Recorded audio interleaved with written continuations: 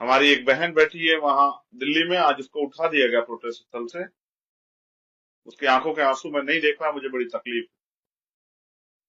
समय कमी कारण मैं वहां नहीं पहुंच पाया, बहुत जल्द मैं उससे मिलने भी जाऊंगा। और अगर इसके रास्ते में कोई भी आएगा तो हम उससे संघर्ष करेंगे।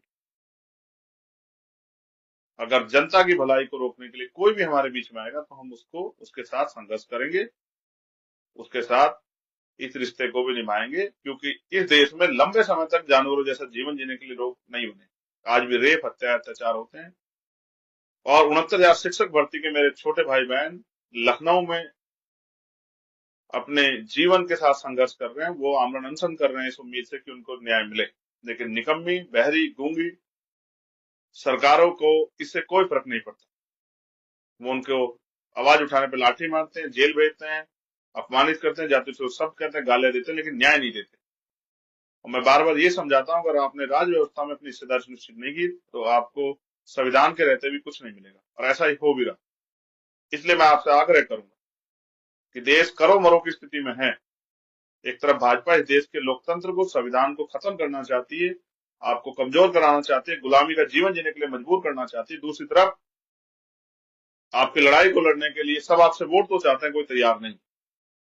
ऐसे में अगर आप आजाद समाज पार्टी को ताकत दें तो आजाद समाज पार्टी ये सुनिश्चित करती है कि आपको स्वाभिमान, सम्मान, हक, अधिकार और सुख सुविधा वाला जीवन भविष्य में हम लोग दिलाने के लिए संकल्पित हैं। आज के लिए इतना ही। आप सभी के लिए मेरी मंगल कामना। और देश भर में जो बीमार में आजाद समाज पार्टी के नेता काम करें, उनसे कहूंगा कार्यकर्ता काम करें, तो मेरी इन बातों को नोट कर लें, डायरी बना लें, एक एक बार नोट कर लें और जनता के बीच जाके इस बात को रखें कि अगर आजाद समाज पार्टी का अवसर मिला तो ये सुख सुविधाएं और ये सम्मान का जीवन आपके हिस्से में आएगा।